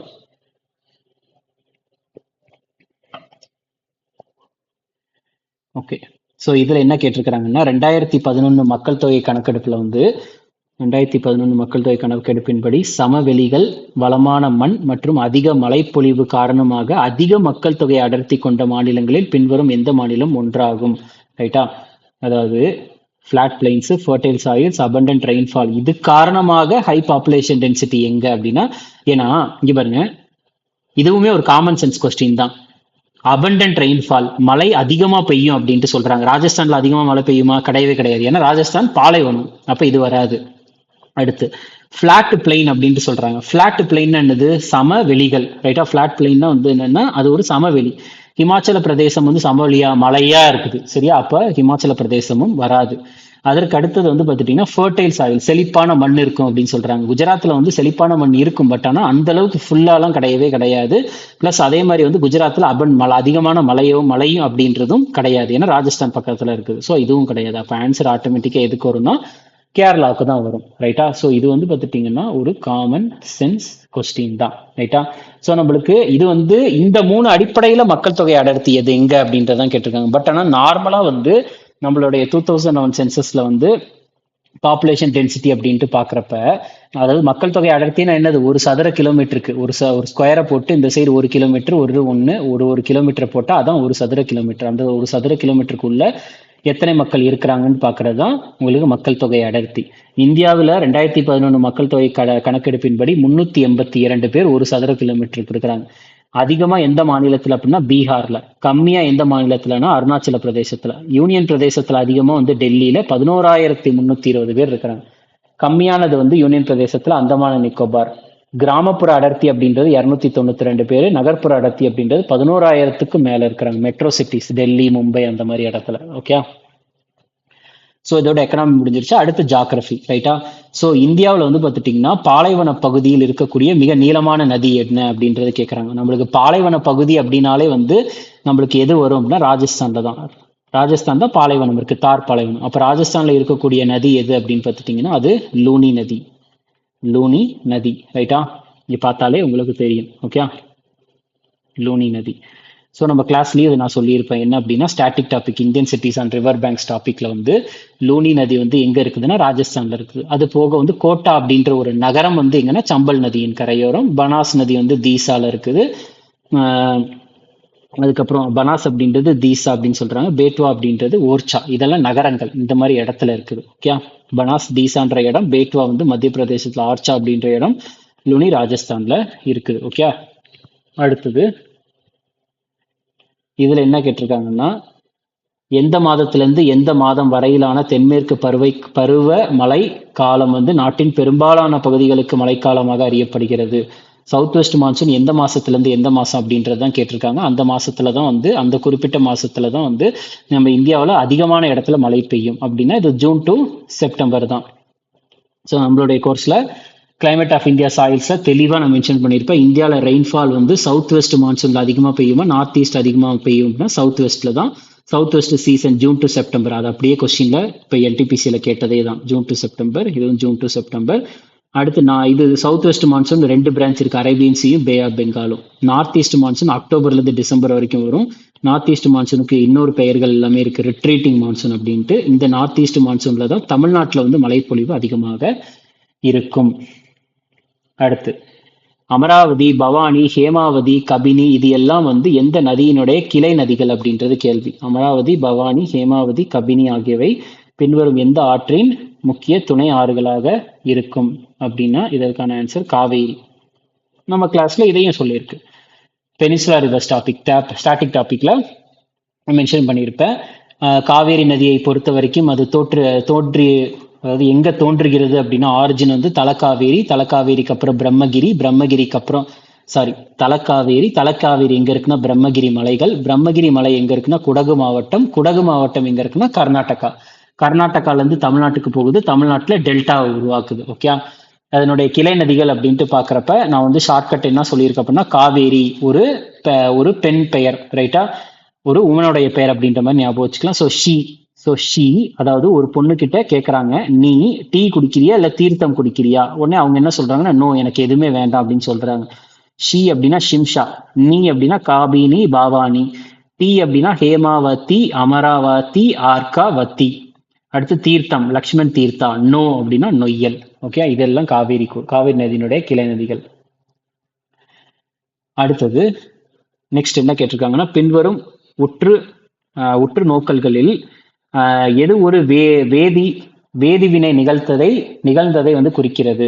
ஸோ கொடுக்கப்பட்டிருக்க அப்சர்வேஷன்ல வந்து பார்த்துட்டிங்கன்னா எது வந்து கெமிக்கல் ரியாக்ஷன் வந்து நடக்கிறதுக்கான முக்கியமான ஒரு அப்சர்வேஷனாக இருக்கும் அப்படின்றது கேள்வி. இதற்கான ஆன்சர் ஒரு சைஸ் அதிகமாகிறது, டெக்ஸ்டர் அதிகமாகிறது, ஷேப் அதிகமானாலாம் கிடையவே கிடையாது. டெம்பரேச்சர் அதிகமானா உங்களுக்கு என்ன சொல்றது கெமிக்கல் ரியாக்ஷன் நடக்க தானே செய்யும். ஒரு காமனான ஒரு கொஸ்டின் தானே இது. ஏன்னா ஷேப்பு மாறினா டெம்பரேச்சர், ஷேப்பு மாறினா கெமிக்கல் ரியாக்ஷன் அப்படின்றது வந்து நம்ம வந்து கேள்விப்பட்டது கிடையாது. நார்மலா என்ன டெம்பரேச்சர் வந்து அதிகமாகுது அப்படின்னா வந்து கெமிக்கல் ரியாக்ஷன் வந்து நடந்துகிட்டு இருக்கும் அப்படின்ற மாதிரி தான் நம்ம பார்ப்போம். அதாவது ஏ பிளஸ் நம்ம நிறைய டைம் பார்த்துருக்கோம்ல, என்னன்னா ஏ பிளஸ் பி இதை மிக்ஸ் பண்றப்போ வந்து ஹீட் பண்ணா வந்து நம்மளுக்கு சி கிடைக்குது அப்படின்ற மாதிரி பார்ப்போம்ல. அப்ப டெம்பரேச்சர் மாறினா உங்களுக்கு கெமிக்கல் ரியாக்ஷன் நடக்க தான் செய்யும். ஓகே, அடுத்தது speakers of which of the following languages in India are mostly confined to Himalayan belt contiguous with the international boundaries. ரைட்டா, அதாவது இந்தியாவில் பின்வரும் எந்த மொழியை பேசுபவர்கள் வந்து பெரும்பாலும் சர்வதேச எல்லைகளை ஒட்டிய இமயமலை பகுதியில் மட்டும் உள்ளனர் அப்படின்னா இதற்கான ஆன்சர் டிபெட்டோ பர்மன். சேம், இதையுமே வந்து நம்ம காமன் சென்ஸ் கொஸ்டின் தான். இதுல கீவேர்டு என்ன அப்படின்னா ஹிமாலயன் பெல்ட் தான், ஹிமாலயன் பெல்ட். அப்ப இந்த ஹிமாலயன் பெல்ட்டை வச்சு பாத்தீங்கன்னா இமயமலைக்கு பக்கத்துல என்ன இருக்கு, டிபெட் தான் இருக்கு மேல. அப்ப டிராவிடியன் வராது, இந்தோ ஆரியன் வராது, ஆஸ்ட்ரிக் வராது. ஏன்னா இதுல என்ன கொடுத்துருக்காங்கன்னா கன்ஃபைன்டு டு, அதாவது சர்வதேச எல்லைகளை ஒட்டிய இமயமலை பகுதியில் மட்டுமே அப்படின்றத கேட்டிருக்காங்க. அப்ப டிபெட் பர்மா இதான் பக்கத்துல இருக்கு. ஸோ ஆன்சர் வந்து ஆப்ஷன் 3 டிபெட் பர்மா. ஸோ இது வந்து 11th ஸ்டாண்டர்ட் ஹிஸ்ட்ரி புக்கில் வந்து ஒரு இதில் சொல்லியிருக்காங்க என்ன அப்படின்னா லாங்குவேஜை பொறுத்த வரைக்கும் Indo Aryan language, Dravidian language, Asiatic language, Tibeto Burman language இது எல்லாம் வந்து இந்தியாவில் செழித்தோங்கியது அப்படின்ட்டு மென்ஷன் பண்ணியிருக்கிறாங்க. ஓகே, ஜஸ்ட் ஒரு இன்ஃபர்மேஷனுக்கு நான் கொடுத்துருக்கேன். அடுத்தது ஸோ இதுக்கு மேலே வந்து பார்த்துட்டிங்கன்னா நம்ம ஃபுல்லாக கரண்ட் அஃபேர்ஸ் தான் நம்ம பார்க்க போகிறோம். ஓகே, இதுல என்ன சொல்லியிருக்காங்கன்னா கர்நாடக காதி அண்ட் கிராமோத்யோகா சம்யுக்த சங்கம் அப்படின்ட்டு ஒன்று இருக்கு. அது வந்து பார்த்துட்டிங்கன்னா only unit legally permitted to manufacture the tricolour flag out of pure khadi is located in which place. அதாவது தூய கதர் துணியால் மூவர்ண கொடியை தயாரிக்க சட்டப்பூர்வமாக அனுமதிக்கப்பட்ட ஒரே நிறுவனம் கர்நாடக காதி மற்றும் கிராமோத்யோக சம்யுக்த சங்கம் தான். அது வந்து எந்த இடத்தில் அமைந்துள்ளது அப்படின்றது கேள்வி. ரைட்டா, இது வந்து பெங்கேரி அப்படின்ற ஒரு இடத்தில் அமைந்திருக்குது. ஓகே, பெங்கேரி. அடுத்தது பாலிமேலா பவர் பிளான்ட் அப்படின்ற ஒரு பவர் பிளான்ட் இருக்கு. அது எந்த மாநிலத்தில் அமைந்திருக்குது? பாலிமேலா மின் உற்பத்தி நிலையம் எந்த மாநிலத்தில் அமைந்திருக்குதுன்னா இது வந்து ஒடிஷாவில் அமைந்திருக்குது. இதுவுமே நம்மளுடைய கிளாஸ்ல தெளிவா மென்ஷன் பண்ணியிருக்கோம். டேம்ஸ் இன் இந்தியா டாபிக்ல ஒடிஷால வந்து பார்த்துட்டீங்கன்னா ஹீராகுட் அணை, ரெங்காலி அணை, பாலிமேலா அணை. ரைட்டா, கொஸ்டின் என்ன கேட்டிருக்காங்க, பாலிமேலா. ரைட்டா, இந்திராவதி ப்ராஜெக்ட் இது எல்லாம் ஒடிஷாவில் இருக்குது. ஓகே, அடுத்தது ஃபாதர் ஆஃப் மாடர்ன் இந்திய நாட். ரைட்டா, யாரை வந்து நவீன இந்திய கலையின் தந்தை அப்படின்ட்டு சொல்றாங்க. அது போக சகுந்தலா, ரங்கு ராசியா போன்ற படைப்புகளுக்கு பிரபலமானவர். ஸோ அது யார் அப்படின்னு பார்த்துட்டிங்கன்னா ராஜா ரவிவர்மா. சேம், நம்ம கிளாஸ்ல இதையும் இருக்கு. ராஜா ரவிவர்மாவை பொறுத்த வரைக்கும் இவர் வந்து ஓவியம் மற்றும் கலையில வந்து பார்த்துட்டிங்கன்னா சிறந்து விளங்கியவர். இவர் ஒரு இந்திய ஓவியம் வரைகிறவர். அது போக வந்து பார்த்துட்டிங்கன்னா இவர் வந்து கிளி மனோர் அப்படின்ற ஒரு கோட்டை இருந்துச்சு. அங்க வந்து பார்த்துட்டிங்கன்னா ராஜாவர்மா கோயில் தம்பாரான் சரியா. ராஜா வர்மா கோயில் தம்புரான் என்ற பெயரில் வந்து இவர் பிறந்தார். கேரளாவில், சரியா. கேரளாவில் இருக்கக்கூடிய இந்த கிளிமனோர் அப்படின்ற இடத்துல தான், திருவிதாங்கூர் அந்த அரசாங்கம் இருக்குல்ல, அங்கதான் பிறந்தவர் ராஜா ரவிவர்மா. இவர் வந்து நிறைய ஓவியம் வந்து வரைஞ்சிருக்கார். மெயினா வந்து புராண கதைகளை சுத்தியே, புராண கதைகள், காவியங்கள், மகாபாரதம், ராமாயணத்தை சுத்தியே இவருடைய ஓவியங்கள் வந்து இருந்துச்சு. இவருடைய முக்கியமான ஓவியங்கள் அப்படின்னு பாக்குறப்ப வந்து ஒரு வாத்து கிட்ட தமயந்தி வந்து பேசிக்கிட்டு இருப்பாங்க, அந்த ஓவியம். அடுத்து Shakuntala, Shakuntala looking for Dushyanta, Nair lady adorning her hair, Shantanu and Matsyagandha, இந்த மாதிரி ஓவியங்கள் எல்லாமே வந்து வரைஞ்சிருக்கிறார். ஸோ சகுந்தலா. ஸோ கொஸ்டின்ல கேட்டிருக்கிறதும் என்ன அப்படின்னு பார்த்துட்டீங்கன்னா சகுந்தலா தான். நம்மளுக்கு ஓவியம் அப்படின்னாலே ராஜா ரவிவர்மா, ரவிவர்மா ஓவியங்கள் அப்படின்றது கேள்விப்பட்டிருக்கோம்ல. ஸோ இதுவுமே வந்து எதுக்கு கீழே நான் போட்டுறேன் அப்படின்னா காமன் சென்ஸ் கொஸ்டின் கீழே நான் போட்டுறேன். ஏன்னா பேசிக் கொஸ்டின் தான், ரைட்டா. ராஜா ரவிவர்மா. ஓகே, சரி. நெக்ஸ்ட் பாருங்க. ஸோ இவர் வந்து பார்த்துட்டீங்கன்னா 1904 வந்து பார்த்துட்டீங்கன்னா இவருக்கு வந்து கைசரி ஹிந்து கோல்டு மெடல் அப்படின்ற ஒன்று வாங்குது, ரைட்டா. அப்பதான் வந்து பார்த்துட்டீங்கன்னா இவருடைய பேரை வந்து ராஜா ரவிவர்மா அப்படின்ட்டு மென்ஷன் பண்றாங்க முதல் முறையா.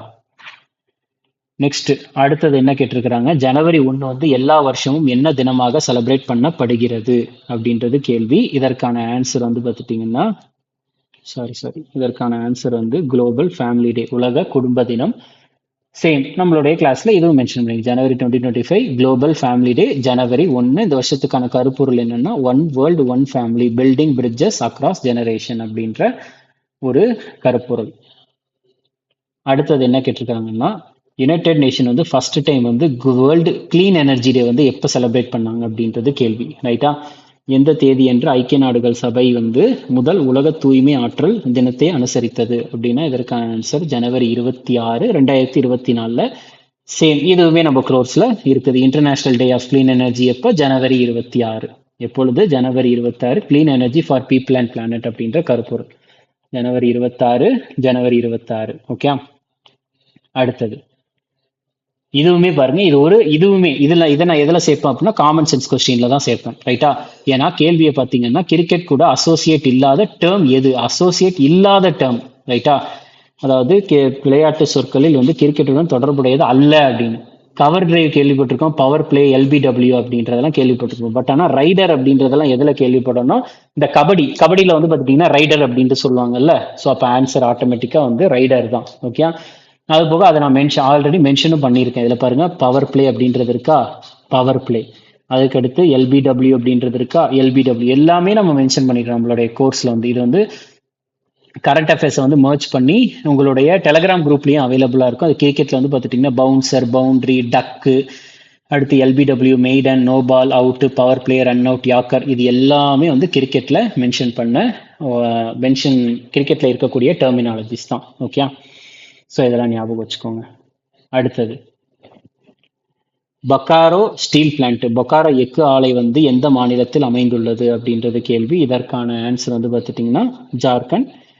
சேம் நம்மளுடைய கோர்ஸ்ல இதுவுமே இருக்கு. மினரல்ஸ் அண்ட் இண்டஸ்ட்ரி பார்ட் 2ல வந்து பார்த்துட்டிங்கன்னா பொக்காரோ ஸ்டீல் பிளான்ட் வந்து யார் கூட சேர்ந்து கட்டினாங்க அப்படின்றது கேள்வியா இருக்கும், சோவியத் யூனியன், ரஷ்யா.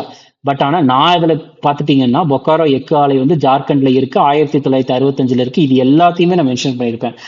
அது போக ரோர்கலா இரும்பு ஆலை ஜெர்மனியோட உதவினால் கட்டப்பட்டது, பிலா இரும்பு ஆலை ரஷ்யாவினுடைய உதவியினால், துர்காப்பூர் இரும்பு ஆலை யுனைடெட் கிங்டம் உதவியினால், பொக்காரோ இரும்பு ஆலை ரஷ்யாவினுடைய உதவியினால் கட்டப்பட்டது. ஓகே, இதெல்லாம் ஞாபகம் வச்சுக்கணும். ஓகே, சேம் எல்லாமே நம்ம கிளாஸ்ல இருக்கிறது தான். அடுத்தது பாருங்க, அடுத்தது என்ன கேட்டிருக்காங்கன்னா,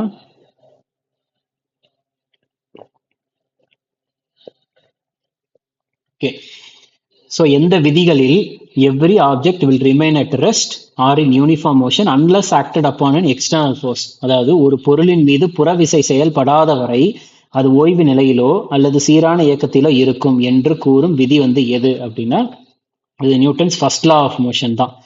சேம் இதுவுமே வந்து லாஸ்ட் இயர் ஜிடி கிராஷ் கோர்ஸ்ல 28வது வீடியோவை நான் மென்ஷன் பண்ணியிருப்பேன், நீங்க வந்து அதை பார்த்துக்கலாம். நியூட்டன் வந்து 3 லா சொல்லியிருப்பாரு. அதை வந்து ஃபர்ஸ்ட் லா பேரு law of inertia, second law பேரு law of force, third law பேரு law of action and reaction. First லால என்ன சொல்லியிருப்பாங்கன்னா, ஒரு பொருளானது மூவ் பண்ணா மூவ் பண்ணிக்கிட்டே இருக்குமா, மூவ் பண்ணல அப்படின்னா அப்படியே இருக்குமா. ஸோ மூவ் பண்றது நிக்கணும் அப்படின்னா வெளியே இருந்து ஒரு ஃபோர்ஸ் வரணும், மூவ் பண்ணாம இருக்கிறது மூவ் பண்ணணும்னா அதுவுமே வெளியே இருந்து ஒரு ஃபோர்ஸ் வரணும்னு சொல்றது ஃபர்ஸ்ட் லா. செகண்ட் லா அப்படின்றது லா ஆஃப் ஃபோர்ஸ், அது வந்து force is equal to MA அப்படின்ட்டு சொல்லியிருப்பாங்க, மாஸ் இன்டு ஆக்சலரேஷன் அப்படின்ட்டு. தேர்ட் லானா law of action and reaction, every action has equal and opposite reaction. நம்ம ஒரு செயல் பண்றோம்னா அதுக்கு ஆப்போசிட் ரியாக்ஷனும் இருக்கும், ஈக்குவலான ரியாக்ஷனும் இருக்குன்னு சொல்றது தேர்ட் லா. ரைட்டா? சேம் இந்த கொஸ்டின் தான் வந்து இதுல கேட்டிருக்கிறது, இந்த நம்ம கொடுத்துருக்கிறது தான். அடுத்தது ஸோ நெக்ஸ்ட் இதுல என்ன கேட்டிருக்காங்கன்னா, ஸோ எந்த சப்ஸ்டன்ஸ் வந்து பார்த்துட்டிங்கன்னா ஃபுட் ப்ராடக்ட்ஸ், அதாவது உணவுப் பொருட்களில் யூஸ் பண்ணுவோம், அது வந்து பார்த்துட்டிங்கன்னா unsafe for human consumption are known as. இதுவுமே நம்மளுக்கு என்ன அப்படின்னு பார்த்துட்டிங்கன்னா நான் காமன் சென்ஸ் டாபிக்குள்ளே தான், காமன் சென்ஸ் கேட்டகரிக்குள்ளே தான் கொண்டு வருவேன். இது காரணம் என்னன்னா, மனித நுகர்வு உணவுப் பொருட்களை வந்து பாதுகாப்பதற்காக மாற்று பயன்படும் அதாவது மனித நுகர்வுக்கு உணவுப் பொருட்களை பாதுகாப்பற்றதாக மாற்ற பயன்படும் பொருட்கள் இவ்வாறு அழைக்கப்படுகின்றன அப்படின்னா, இதுல பாருங்க, ரசாயன அபாயங்கள், அதாவது கெமிக்கல்ஸ் எல்லாம் வந்து அந்த அளவுக்கு போட்டா வந்து அதை என்ன சொல்லுவாங்க அப்படின்னா வந்து ஃபுட் ப்ராடக்ட்ஸ்ல வந்து இது பண்ண மாட்டாங்க. ஃபுட் அடிட்டிவ்ஸ், உணவு சேர்க்கை பொருட்கள், இப்போ நம்ம கலர் சேர்க்கறதுக்கு போடுறது, அதெல்லாம் வரவே வராது. அடுத்து ஃபிளேவரிங் ஏஜென்ட், சுவையூட்டிகள், அதுவுமே வராது. அடல்ட்ரண்ட் தான் மெயினா, கலப்பட பொருட்கள். ரைட்டா? ஸோ ஏன்னா அடல்ட்ரண்ட்டுக்கு தமிழ் மீனிங் என்ன அப்படின்னு பார்த்தீங்கன்னா கலப்பட பொருட்கள். ஏன்னா ஒரு உணவுல வந்து கலப்பட பொருள் இருந்துச்சு அப்படின்னா அது மனிதர்களுக்கு வந்து பார்த்துட்டீங்கன்னா கேடுதானே விளைவிக்கும். ஸோ ஆன்சர் அது அடல்ட்ரண்ட் தான். ரைட்டா? Common sense question. அடுத்து இது கொஞ்சம் கஷ்டமான கொஸ்டின் தான். So which term is used for alternate forms of gene? மரபணுவின் மாற்று வடிவங்களுக்கு பயன்படுத்தப்படும் சொல் வந்து என்ன அப்படின்னா அலிலே அப்படின்றாங்க. அல்லில். ஓகே. அடுத்து ஸோ இது இனிமே வந்து ஃபுல்லாக கம்ப்யூட்டர் ரிலேட்டடான கேள்விகள். ஸோ ஒரு இமெயிலில் வந்து பார்த்துட்டிங்கன்னா மேக்ஸிமம் சைஸ் வந்து எவ்வளோ அனுப்ப முடியும் அட்டாச்மெண்ட்டில் அப்படின்னு கேட்குறாங்க. மின்னஞ்சல் சேவை வழங்குனர்களிடையே வந்து மின்னஞ்சல் இணைப்புகளுக்கான பொதுவான ஏற்றுக்கொள்ளப்பட்ட அதிகபட்ச அளவு வந்து எவ்வளோ அப்படின்ட்டு. ஸோ மின்னஞ்சல் சேவை அதில் ஏற்றுக்கொள்ளப்பட்ட அதிகபட்ச அளவு வந்து எவ்வளோ அப்படின்னா 25 MB. 25 MBக்கு மேலே இமெயிலில் வந்து ஃபைல்ஸ் அனுப்ப முடியாது. ஓகே. அடுத்து which memory type is both non-volatile and commonly used for firmware storage in embedded controllers? So அதாவது பின்வரும் சொற்களில் வந்து ஆக்சுவலாக வந்து இந்த இதுவும் வேற. ஓகே, இது வந்து இந்த டிரான்ஸ்லேஷன் வந்து மாறி கொடுத்துருச்சு. ஓகே, இதை நீங்கள் படிக்க வேண்டாம். ஸோ இதுக்கான ஆன்சர் வந்து பார்த்துட்டிங்கன்னா ஃப்ளாஷ் ரோம். ரோம்னது ரீட் ஒன்லி மெமரி. ரைட்டா? ரேம்னது ரேண்டம் ஆக்சஸ் மெமரி. ROMனா read only memory. So firmware ஸ்டோரேஜில் யூஸ் பண்ணுறது வந்து என்னென்னா ஃப்ளாஷ் ரோம் தான். அடுத்து கம்ப்யூட்டர் டெர்மினாலஜிஸ்ல வந்து ASCII அப்படின்றதனுடைய விரிவாக்கம் என்ன? ASCII சுருக்கெழுத்து கணினி சொற்களஞ்சியத்தில் எதை குறிக்கிறது? அதனுடைய விரிவாக்கம் என்னன்னா American standard code for information interchange. அதுதான். ஓகே. சரி, நெக்ஸ்ட் அடுத்தது என்ன கேட்டிருக்காங்கன்னா புத்தகங்கள் மற்றும் அதனுடைய ஆசிரியர்கள். Indian renaissance the Modi decade. சரியா? இந்த ஒரு புத்தகத்தினுடைய ஆசிரியர் வந்து யார் அப்படின்றது கேள்வி. இதற்கான ஆன்சர் வந்து டாக்டர் ஐஸ்வர்யா பண்டிட். ஆனா வெறுமனையா இந்தியன் ரெனாய்சன்ஸ் அப்படின்ட்டு கேட்டா இது வந்து ரவீந்திரநாத் டாகூர். அடுத்தது world athlete of the year in 2025 யாரு அப்படின்றது கேட்குறாங்க, மேல் அத்லெட்ல. ரைட்டா?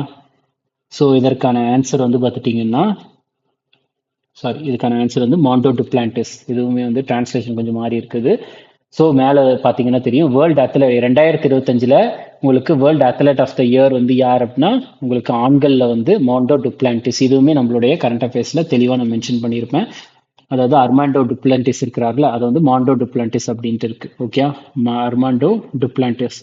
ஸோ அவர் வந்து 2025 ஒரு 2025 வந்து 4 முறை வந்து உலக சாதனையை வந்து அவர் முறியடிச்சிருக்கிறாரு. கிட்டத்தட்ட 16 காம்படிஷன்ல வந்து அவரை தோற்கடிக்கவே முடியல. அவரை தான் men's field athlete of the year அப்படின்ட்டு அறிவிச்சிருக்கிறாங்க. ஓகே. அடுத்து next, as per the Ministry of Culture, which of the following represents impact of a language being declared classical? அதாவது பண்பாட்டு அமைச்சகத்தின்படி ஒரு மொழி செம்மொழியாக அறிவிக்கப்படுவதால் ஏற்படும் தாக்கத்தை பின்வருவனவற்றில் எது குறிக்கிறது அப்படின்ட்டு கேட்குறாங்க. ஸோ ஒரு தேசிய ஒருமைப்பாடு, உலகளாவிய ஒத்துழைப்புகள் அப்படி, ஏன்னா ஒரு தேசியம் அதாவது ஒரு மொழியை செம்மொழியாக அறிவிக்கப்படுவதனால் வந்து தேசிய ஒருமைப்பாடு அப்படின்றது கிடையாது. ஏன்னா எல்லா எல்லா நாடுமே வந்து இருந்து எல்லா மாநிலங்களும் இருந்தால் தேசிய ஒருமைப்பாடுன்னு சொல்ல முடியும். பட் ஆனால் ஒரு குறிப்பிட்ட மொழி அப்படின்றது குறிப்பிட்ட மாநிலத்துக்குடைய பயிற்சி இல்லை. ஸோ இப்போ தேசிய ஒருமைப்பாடு வராது. உலகத்துக்கு இருக்கக்கூடிய மற்ற நாடுகளுக்கும் செம்மொழிக்கும் சம்பந்தம் கிடையாது. அதுக்கடுத்து அதிகரித்த எழுத்தறிவு விகிதம், லிட்ரஸி ரேட்டுக்கும் செம்மொழியை அதாவது அறிவிப்பதன் மூலியமாக, ஒரு மொழியை செம்மொழியை அறிவிப்பதன் மூலியமாக லிட்ரஸி ரேட் வந்து அதிகமாகும் அப்படின்றதெல்லாம் இல்லவே இல்லை. ஸோ எம்ப்ளாய்மெண்ட் ஆப்பர்ச்சுனிட்டி, வேலை வாய்ப்புகள், ஓகே, ஏன்னா அதுலதான் வந்து ஒரு மிகப்பெரிய ஒரு தாக்கத்தை வந்து ஏற்படுத்தும் அப்படின்ட்டு இதுல மென்ஷன் பண்றாங்க. ஓகே, அடுத்தது the law and spirituality reconnecting the bond அப்படின்ற ஒரு புத்தகத்தினுடைய ஆசிரியர் யார்? ரைட்டா? ஸோ இந்த ஒரு புத்தகத்தின் ஆசிரியர்கள் வந்து ராமன் மிட்டல் சீமா சிங். ராமன் மிட்டல் சீமா சிங். ஓகே, அடுத்த கேள்வி. ஸோ ஒரு ஆர்கனைசேஷன் இருக்கு, அந்த ஆர்கனைசேஷன் இந்திய அரசாங்கம் தான் உருவாக்குச்சு. அது வந்து பார்த்துட்டிங்கன்னா என்னன்னா பிரைவேட் செக்டார், ஸ்பேஸ் இருக்குல்ல, விண்வெளித்துறையில இந்தியாவினுடைய விண்வெளித்துறையில வந்து பிரைவேட் பிளேயர்ஸை வந்து பார்த்துட்டிங்கன்னா அதிகப்படுத்தி அதை வந்து ஊக்குவிப்பதற்கான ஒரு துறையா வந்து இருக்குதான். ரைட்டா? மார்ச் 2025 இந்தியாவின் விண்வெளி நடவடிக்கைகள் வந்து தனியார் துறையின் பங்கேற்பை வந்து அதிகரிப்பதற்காகவும் எளிதாக்குவதற்காகவும் இந்திய அரசாங்கத்தால் நிறுவப்பட்ட எந்த அமைப்பு வந்து ஒழுங்குமுறை மற்றும் ஊக்குவிப்பும் அமைப்பாக செயல்படுகிறது அப்படின்னா இதற்கான ஆன்சர் இன்ஸ்பேஸ். விரிவாக்கம் வந்து Indian national space promotion and authorisation centre. Okay, இதையுமே வந்து நான் தெளிவாக இது பண்ணியிருப்பேன். என்னன்னா இன்ஸ்பேஸ் அப்படின்றது Indian national space for promotion and authorisation centre. இவங்க தான் வந்து பார்த்துட்டிங்கன்னா டிபார்ட்மெண்ட் ஆஃப் ஸ்பேஸுக்கு கீழே இருக்கிறாங்க. அவங்க தான் வந்து ஸ்பேஸ் செக்டரில் பிரைவேட் பிளேயர்ஸை அதிகப்படுத்துறதுல கொண்டு வந்தது. ரைட்டா? ஸோ அப்படியே தெளிவாக இருக்குது. Private players in space. Okay, space sector இதுலையுமே பார்த்தீங்கன்னா உங்களுக்கு தெரியும் private sector, India's space, Indian government. So in space. அடுத்தது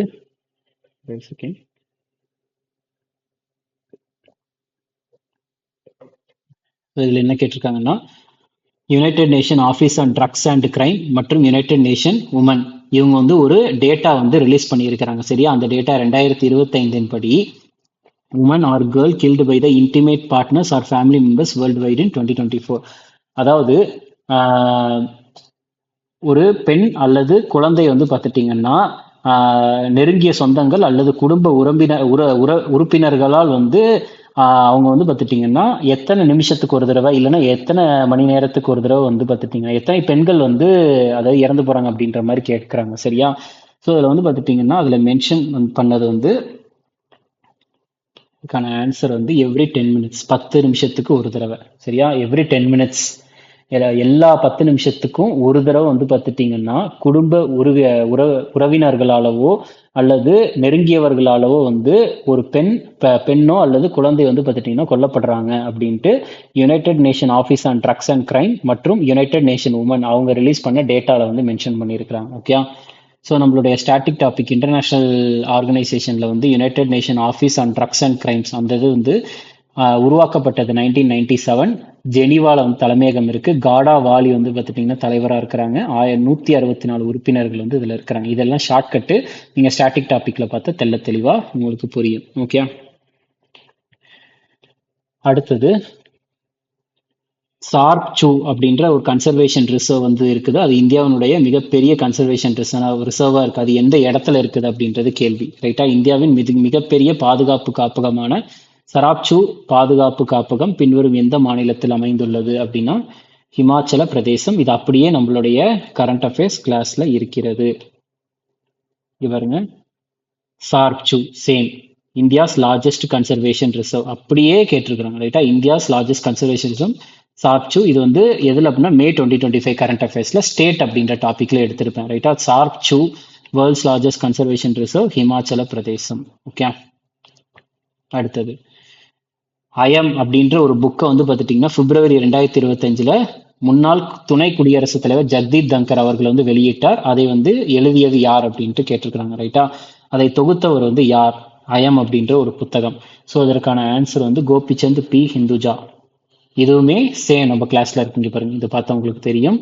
இது வந்து புக்ஸ் அண்ட் ஆத்தர்ஸ் மற்றும் ஆபிச்சுவரிஸ் டாபிக்ல எடுத்திருப்பேன். ஐஎம் அப்படின்ற ஒரு புத்தகத்தினுடைய author Gopichand P Hinduja. Launch பண்ணது யாருன்னா ஜெகதீப் தங்கர். அப்படியே நான் எழுதியிருப்பேன். ஓகே, அது போக life on Mars Namita Gokhale, new icon Savarkar and facts Arun Shourie, made in India 75 years of business இதெல்லாம் அமிதாப் கண்டால எழுதப்பட்டது. அமிதாப் கண்ட் எதெல்லாம் அப்படின்னா made in India, incredible India, branding India, how India scaled mount G20, இது எல்லாம் அமிதாப் கண்டால் எழுதப்பட்டது.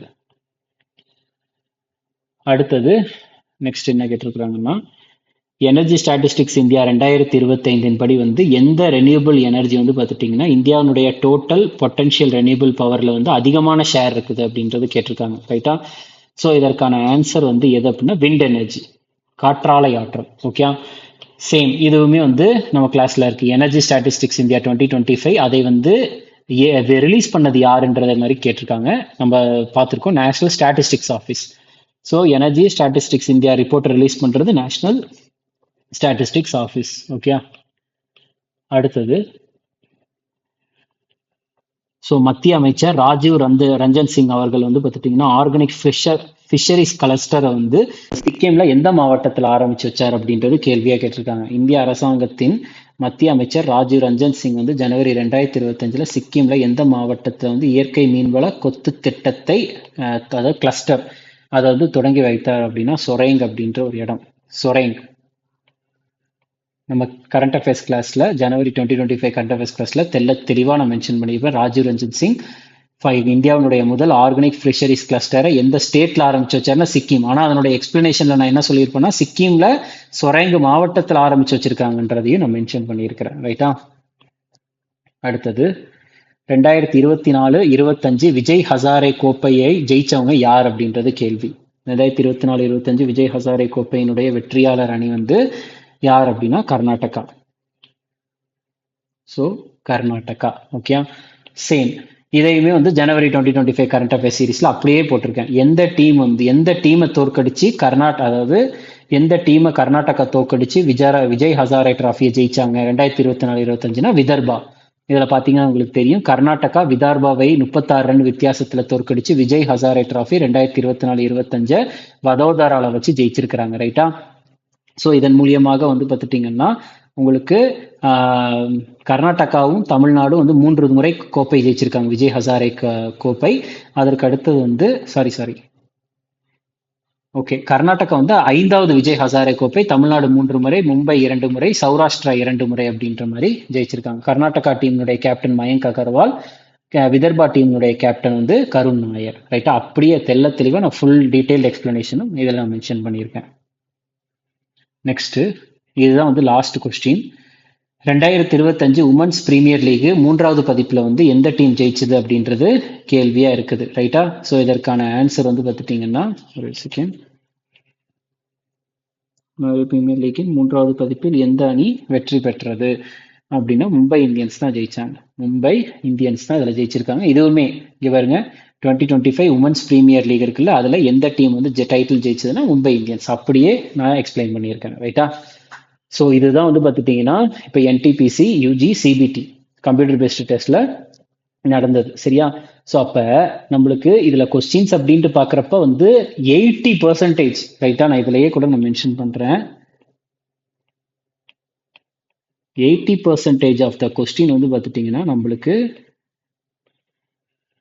சாந்திரமெக்ஸ் கோர்ஸ்ல இருந்தோ அல்லது யூடியூப் வீடியோஸ்ல இருந்து தான் வந்திருக்குது. ரைட்டா? அந்த 80% அது போக வந்து மீதி இருக்கிற ஒரு 10% வந்து காமன் சென்ஸ் கொஸ்டின். மீதி இருக்கிற ஒரு 10% தான் வந்து நம்ம டிஃபிகல்ட். சரியா? ஒரு மாடரேட் டு டிஃபிகல்ட் அப்படின்ற ஒரு இதுல வைக்கிறது. ரைட்டா?